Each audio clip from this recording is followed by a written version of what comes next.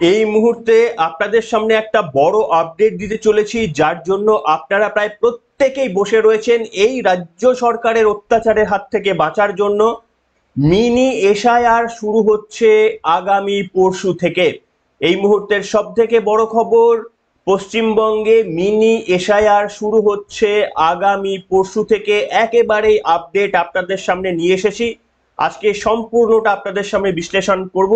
নমস্কার, welcome to simple as ABC. আপনাদের সকলকে স্বাগত জানিয়ে শুরু করছি অত্যন্ত গুরুত্বপূর্ণ একটি পর্ব, যার জন্য সম্ভবত আপনারা সকলে অপেক্ষা করে বসে রয়েছেন। আপনারা জানেন যে পশ্চিমবঙ্গে মমতা বন্দ্যোপাধ্যায় যে ধরনের নৈরাজ্যমূলক রাজনীতির পরিস্থিতি সৃষ্টি করে রেখেছেন, একদিকে সংস্কৃতি বাঁচাও, বাংলা বাঙালি বাঁচাও, বাংলা ভাষা বাঁচাও বলে চিৎকার করছেন, গলা ফাটিয়ে চিৎকার করছেন, এমনকি সেই চিৎকার করতে গিয়ে সেনাবাহিনীর ওপরও আক্রমণ নেমে আসছে, তাতেও কুছ পরোয়া নেই। ঠিক এই পরিস্থিতিতে আপনারা এসআইআর প্রক্রিয়ার মাধ্যমে একটা নির্বাচিত স্বচ্ছ সরকারের যখন সকলেই প্রতীক্ষায় রয়েছে, তখন আগামী 10ই সেপ্টেম্বর মানে নির্বাচন কমিশন, কেন্দ্রের নির্বাচন কমিশন, রাজ্যের মুখ্য নির্বাচনী আধিকারিক অর্থাৎ চিফ ইলেকটোরাল অফিসার তাকে এবং বাকি আধিকারিককে সঙ্গে নিয়ে একটা মিটিং এ বসতে চলেছেন। এই মিটিং এর প্রসঙ্গ হচ্ছে মিনি এসআইআর শুরু হচ্ছে। কি সেই মিনি এসআইআর যাব, কিন্তু ওই যে একটা ছোট্ট ঘটনা আমি আপনাদের সামনে দেখিয়ে নিতে চাইবো। মমতা বন্দ্যোপাধ্যায় কয়েকদিন আগেই বিধানসভার মধ্যে থেকে খুব একেবারে চিৎকার করে বলছিলেন বাংলা বাঁচাও, বাঙালি বাঁচাও, রবীন্দ্রনাথ ঠাকুর বাঁচাও। অথচ এই তৃণমূল কংগ্রেস নেতৃত্বের মমতা বন্দ্যোপাধ্যায়ের আশীর্বাদ ধন্য চাঁচল কলেজের সভাপতি এবি সোহেল, তার নেতৃত্বে আপনাদের এটা দেখাচ্ছি, বিজেপি ওয়েস্ট বেঙ্গলের তরফ থেকে শেয়ার করা হয়েছে এবং সেটা রবীন্দ্রনাথ ঠাকুর, অমিত শাহ, প্রধানমন্ত্রী নরেন্দ্র মোদীর ছবিতে আগুন দেওয়া হয়েছে। আনন্দবাজার পত্রিকাতে এই খবরটা প্রকাশিত হয়েছে, আপনারা আশা করি দেখতে পাচ্ছেন। এই জায়গায় দাঁড়িয়ে ফুটেজটা আপনাদের সামনে দেখাবো। একদিকে মমতা বন্দ্যোপাধ্যায় বাংলা বাঙালি অস্মিতা রবীন্দ্রনাথ ঠাকুরের কথা বলছেন, অথচ দেখুন তাদের দলের সমর্থকরা রবীন্দ্রনাথ ঠাকুরের ছবিতে আগুন দিচ্ছেন। এই হচ্ছে বাংলা বাঙালি সংস্কৃতি। দেখে নিন একবার, দুটো ভিডিও একসঙ্গে দেখাবো, একদিকে মমতা বন্দ্যোপাধ্যায়ের বক্তব্য, একদিকে এই রবি ঠাকুরের ছবি জ্বালিয়ে দেওয়ার চিত্র। বাংলা ছাড়া দেশ স্বাধীন হতো না, তাই বিশ্বকবি রবীন্দ্রনাথ ঠাকুর তার জাতীয় সঙ্গীত পাঞ্জাব দিয়ে শুরু করেছিলেন আর ভারতবর্ষ দিয়ে শেষ করেছিলেন। পাঞ্জাব ও সিন্ধু, গুজরাট ও মারাঠা, দ্রাবিড় উৎকল বঙ্গ, সারা দেশকে টেনে এনেছিলেন। এটাই আমার ভারত মাতা, এটাই আমার দেশমাতৃকা। হিন্দু, বৌদ্ধ, শিখ, জৈন। দেখলেন, এই না হলে বাংলা বাঙালি অস্মিতা? আসলে এদের ভেতরে কি রয়েছে আমরা প্রত্যেকেই জানি। এই যে তৃণমূল কংগ্রেসের ফিরহাদ হাকিম বলেছিলেন না একদিন, যে ইনশাআল্লাহ এমন একদিন সময় আসবে যেখানে এই রাজ্যেও 50% মানুষ উর্দুতে কথা বলবে। তো এইটা হচ্ছে আসল এদের চিত্র। আর এইদিকে দেখুন রবীন্দ্রনাথ ঠাকুরের মমতা বন্দ্যোপাধ্যায় সত্যি সত্যি ভালোই বলছেন, ঠিকই বলছেন, রবীন্দ্রনাথ ঠাকুর ছাড়া তো বাংলা অসম্পূর্ণ। কিন্তু তাদের এই যে ছাত্র বাহিনীর যে কার্যকলাপ, কোথাও শুনেছেন মমতা বন্দ্যোপাধ্যায়ের প্রতিবাদ করেছেন? এনিওয়ে, আজকের টপিক এটা না, যেটা মূল টপিক আমি চলে যাচ্ছি। দেখুন, আগামী 10 তারিখে এই পরশু দিন একটা মিটিং রয়েছে মুখ্য নির্বাচন কমিশনের সঙ্গে আমাদের এই রাজ্য সহ বেশ কয়েকটা রাজ্যের চিফ ইলেকটোরাল অফিসারদের, এবং সেখানে মিনি এসআইআর শুরু হতে চলেছে। মিনি এসআইআর কি না, পশ্চিমবঙ্গে 2002 সালে লাস্ট এসআইআর হয়েছিল, সেখানে বলা হয়েছে লাস্ট 2002 সালে যে এসআইআর এর যে লিস্টটা ভোটার তালিকা রয়ে গিয়েছিল, এবং 2025 সালে নির্বাচন কমিশনের হাতে যে ভোটার তালিকা রয়েছে তার ম্যাপিং করা হবে। এই ম্যাপিং হচ্ছে, এটাকে আনন্দবাজার পত্রিকা মিনি এসআইআর বলেছে, এবং এটা সত্যি সত্যি মিনি এসআইআর। বিহারেও এই একই পদ্ধতিতে কিন্তু এসআইআর হয়েছিল। এর কেন এটা গুরুত্বপূর্ণ, তার কারণ হচ্ছে ওই যে আপনাদের 2002 সালে যাদের লিস্টে নাম রয়েছে তাদের কোনো বংশধর যদি থেকে থাকে, তাহলে সেইগুলোকে আইডেন্টিফাই করে তাদেরকে এসআইআর প্রক্রিয়ার মধ্যে ভেরিফিকেশনে আনার প্রয়োজন হবে না। ওই লিস্টের পর তারপরে দেখুন এতদিন পেরিয়ে গিয়েছে, 23টা বছর পেরিয়ে গিয়েছে, এবং এই 23 বছরে ভোটারের সংখ্যা 3 কোটি বেড়ে গিয়েছে। 2002 সালে ভোটারের সংখ্যা ছিল 4.82 কোটি। এই মুহূর্তে পশ্চিমবঙ্গে ভোটারের সংখ্যা 7.64 কোটি, অর্থাৎ প্রায় 3 কোটি ভোটার বেড়ে গিয়েছে। কিন্তু নির্বাচন কমিশন দেখার চেষ্টা করছে এই যে 23 বছরে অনেক মানুষ তো মারা গিয়েছেন, তাহলে তাদেরকে ভোটার লিস্টে বাদ দেওয়া হবে। এটা এসআইআর প্রক্রিয়ার আগে মিনি এসআইআর প্রক্রিয়াতে বাদ দেওয়া সম্ভব। দুটো লিস্ট কম্পেয়ার করে এবং সরকারের কাছে এই মৃত ডেথ সার্টিফিকেটের যে নথি রয়েছে সেটা কম্পেয়ার করে সেটা করা সম্ভব, সেটা তারা করছেন। দ্বিতীয় হচ্ছে ডুপ্লিকেট বা ভুয়ো ভোটার, সেটা ইজিলি সফটওয়্যারের মাধ্যমে কাদের কাদের ডবল এপিক নাম্বারের ভুয়ো ভোটাররা রয়ে গিয়েছে তাদেরকে শনাক্ত করা যাচ্ছে। এবং আরো বিভিন্ন অযোগ্য ভোটার, হঠাৎ করে বেড়ে যাওয়া গজিয়ে ওঠা ভোটার যাদের কোনো জন্ম বৃত্তান্ত কোনো ঠিকুজি পুষ্টি ছিল না, এদেরকে আইডেন্টিফাই করা সহজ হয়ে যাচ্ছে। এইভাবে নির্বাচন কমিশন চাইছে যে অ্যাকচুয়াল এসআইআর যখন হবে তখন 100% কাজ না করে 40% কাজ তারা করবে, কারণ মিনি এসআইআর এর মধ্যে 60% প্রক্রিয়া তারা স্বচ্ছ করে ফেলবে। অর্থাৎ 100 জনের মধ্যে 60 জনের তালিকা শুদ্ধ তারা এই প্রক্রিয়ার মধ্যে করে নেবে।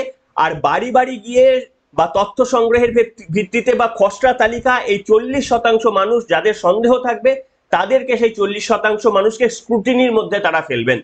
এবং এখানে দেখুন, এই আপনারা একটা গতকালও একটা তথ্য আপনাদের সামনে দিয়েছি, এখানে আরো একটা তথ্য আপনাদের সামনে দিচ্ছি, আপনারা চমকে যাবেন যে বিগত কয়েকদিন ধরে মানে 1 মার্চ থেকে 31 মে, ভালো করে শুনবেন, এবছরের 1 মার্চ থেকে 31 মে পর্যন্ত ভোটার তালিকায় নাম ওঠানোর জন্য যে আবেদনের রেট সেটা হঠাৎ করে 1 জুন থেকে 7 আগস্ট পর্যন্ত বিপুল হারে বৃদ্ধি পেয়েছে, প্রায় 3 থেকে 4 গুণ হারে বৃদ্ধি পেয়ে গেছে। অর্থাৎ আগে এক সপ্তাহে যেখানে প্রায় 20,000 ভোটার তালিকায় নাম তোলার জন্য পশ্চিমবঙ্গে আবেদন করা হতো, এই এসআইআর প্রক্রিয়া যবে থেকে ঘোষণা হয়েছে তবে থেকে কিন্তু এই রেটটা প্রচুর বেড়ে গিয়েছে। আগে হতো 20,000 পার সপ্তাহে, সংখ্যাটা এখন 70 থেকে 80,000 পার সপ্তাহে নাম তোলানোর চেষ্টা চলা হচ্ছে। এবং আপনারা জানেন যে ইতিমধ্যেই 1 জুন থেকে 7 আগস্টের মধ্যে 10.04 লক্ষ ভোটারের আবেদনপত্র জমা পড়েছে। এর মধ্যে 6.05 লক্ষ আবেদন গৃহীত হয়ে গিয়েছে, আর বাকি ওই 4 লক্ষ ভোটার তারা জালিয়াত বলে প্রমাণিত হয়ে গিয়েছে। কিন্তু প্রশ্ন হচ্ছে, এরা ভোটার লিস্টে নাম উঠলে তো ভোট দেওয়ার অধিকার জন্মে যাবে না। এই সকলকে স্ক্রুটিনির মধ্যে আনতে এবং বাকিদের যেন খুব বেশি বিড়ম্বনায় পড়তে না হয় তার জন্য মিনি এসআইআর শুরু হচ্ছে আগামী 10 তারিখ থেকে একটা অধিবেশনের মধ্যে দিয়ে। এবং আপনাদের আমি এখানে বলবো যে এই যে লাফিয়ে লাফিয়ে এখন আবেদনকারীদের সংখ্যা বাড়ছে, নির্বাচন কমিশন দেখেছে মূলত কোথায় বাড়ছে জানেন? মুর্শিদাবাদে 56.44%, কুচবিহারে 44.83%, উত্তর দিনাজপুর, দক্ষিণ 24 পরগনা, মালদা, নদিয়া। আপনারা যারা পশ্চিমবঙ্গের ম্যাপটা ভালো করে জানেন, এই মুর্শিদাবাদ, কুচবিহার, উত্তর দিনাজপুর, দক্ষিণ 24 পরগনা, মালদা, নদিয়া একবার যদি দেখে নেন, এইগুলো প্রত্যেকটা হচ্ছে বাংলাদেশের লাগোয়া, প্রত্যেকটা ডিস্ট্রিক্ট হচ্ছে বাংলাদেশের লাগোয়া। এইখানে রাতারাতি ভোটার তালিকায় নাম তোলার মানে রেট রাতারাতি বেড়ে গিয়েছে। সেই কারণেই নির্বাচন কমিশন চাইছে যে একটা মিনি এসআইআর প্রক্রিয়ার মধ্যে দুটো লিস্ট কম্পেয়ার করার জন্য। আর 2002 সালে যে এসআইআর প্রক্রিয়ার লিস্ট ছিল সেইখান থেকে সংখ্যাটা বললাম 3 কোটি বেড়েছে, কিন্তু এই 3 কোটির মধ্যে কতজন ঠিকঠাক ভোটার সেইটা তারা ওই তালিকা থেকেই শনাক্ত করার চেষ্টা করছেন, যাতে করে তাদেরকে আর বিড়ম্বনায় পড়তে না হয় এবং তাদেরও কাজ করতে সুবিধা হবে। যদি আইডেন্টিফাই করে ফেলা যায় যে 60% শুদ্ধ আর 40% মানে তাদের ভেরিফিকেশনের প্রয়োজন রয়েছে, তাহলে ওই ফোকাসটা 40%-এর ওপর রাখা যাবে। তাহলে ওই চাল থেকে কাঁকড় বাঁচতে এইটা পরিষ্কারভাবে সুবিধা হবে। আপনাদের আমি বললাম যে মমতা বন্দ্যোপাধ্যায় নিশ্চিতভাবে বাংলা বাঙালি অস্মিতা বলছেন, বিভিন্ন রকম কথা বলছেন, আবার বলতে গিয়ে অসংসদীয় বক্তব্য বিধানসভার মধ্যে দাঁড়িয়ে বলছেন, মাননীয় স্পিকার তাকে বাধাও দিচ্ছেন না। তাদের আবার সঙ্গী সাথীরা আমরা দেখলাম, আপনাদের দেখালাম, সেখানে কলেজে রবীন্দ্রনাথ, অমিত শাহ নরেন্দ্র মোদীর ছবিতে আগুন দিচ্ছেন। সেদিন ভারতের উন্নতি যারা করছে তাদের ছবিতে তৃণমূল কংগ্রেসের ছাত্র সমাজ আগুন দেবেন, সেটা স্বাভাবিক। কিন্তু প্রশ্ন হচ্ছে সাথে সাথে রবীন্দ্রনাথ ঠাকুরকেও কেন জুড়ে নিলেন? আপনারা তো বাংলা বাঙালি রশ্মিতা করছেন, তাহলে কি মমতা বন্দ্যোপাধ্যায়ের বক্তব্য নিচু স্তরে পৌঁছাচ্ছে না?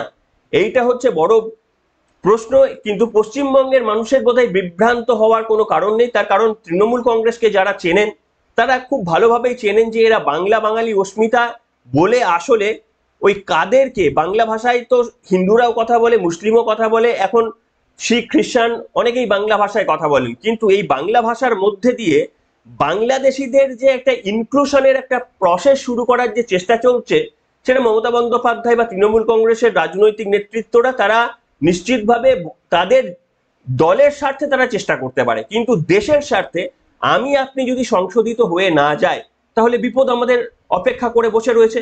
সেই কারণেই এই যে মিনি এসআইআর প্রক্রিয়া শুরু হচ্ছে এটা অত্যন্ত গুরুত্বপূর্ণ। আর এরপর থেকে নিশ্চিতভাবে আর কোনো ঢাক ঢাক গুড়গুড়ের কোনো প্রশ্ন নেই যে পশ্চিমবঙ্গে এসআইআর প্রক্রিয়া ফুল ফ্লেজেড শুরু হতে চলেছে এই মিনি এসআইআরটা সম্পূর্ণ হয়ে যাওয়ার পরই। অত্যন্ত গুরুত্বপূর্ণ। আপনারা আনন্দবাজার পত্রিকার একটা অংশ দেখালাম, আপনারা সেটা সম্ভবত পড়তে পারবেন না, তার কারণ এটা ফ্রি নয়। আনন্দবাজার পত্রিকা এই সমস্ত খবরগুলো ফ্রিতে আর পাবলিশ করে না, এগুলো পেড, অনলাইনে একটা পেড সাবস্ক্রিপশন নিতে হয়, তাহলে এগুলোকে পড়া যায়। তাই সেই কারণেই সেই তথ্য আপনাদের জন্য আমি সংগ্রহ করেছি, সংগ্রহ করে আপনাদের সামনে আমি শোনালাম যে পশ্চিমবঙ্গে মিনি এসআইআর শুরু হতে চলেছে। তার জন্য আগামী 10 তারিখ সর্বদলীয় বৈঠক, মাফ করবেন, মুখ্য নির্বাচন কমিশন সেন্ট্রালে তিনি বৈঠক করবেন বেশ কয়েকটি রাজ্যের মুখ্য নির্বাচনিক আধিকারিক বা চিফ ইলেকটোরাল অফিসারদের সঙ্গে এবং অন্যান্য আধিকারিকদের সঙ্গে, তাদের সঙ্গে আলোচনা করে এই যে দুটো ভোটার লিস্ট, একটা হচ্ছে যেটাকে দেখে ফলো করা হবে লাস্ট টাইম যেটা এসআইআর হয়েছিল 2002 সাল, আর এখন যেটা হাতে রয়েছে, এই দুটোকে কম্পেয়ার করে যতটা সম্ভব শুদ্ধ করে নেওয়া, কাদের কাদের স্ক্রুটিনির মধ্যে আনবো আর কাদেরকে স্ক্রুটিনি থেকে বাদ দেবো, অযথা হয়রানি করব না, সেইটাকে বিভাজন করার তারা চেষ্টা করছেন। আমি এই কারণেই আপনাদের সামনে বললাম যে আপনারা বুঝতেই পেরেছেন। আমি আপনাদের সামনে এটাও বলেছিলাম নির্বাচনী তালিকা যদি শুদ্ধ না হয় তাহলে আমিও নিজে ভোটে মানে এবারে নির্বাচনে ভোট দেবো কিনা আমি পরে সিদ্ধান্ত নেবো। কিন্তু প্রশ্ন হচ্ছে এটা আর অন্তত সেই রকম কোনো মানে জল্পনার অবকাশ রাখছে না যে আদৌ হবে তো, পশ্চিমবঙ্গে এসআইআর প্রক্রিয়া আদৌ হবে তো, ব্যাপারটা এরকম নয়। সেই জন্য অত্যন্ত গুরুত্বপূর্ণ একটি খবর, সম্ভবত আপনারা এর আগে পাননি বা অন্য কোনো চ্যানেলও আপনাদের দেয়নি, সেই কারণেই আপনাদের সামনে এই তথ্য তুলে ধরলাম। আপনাদের মতামত এই প্রসঙ্গে লিখে জানাবেন। এখনকার মতো এখানেই।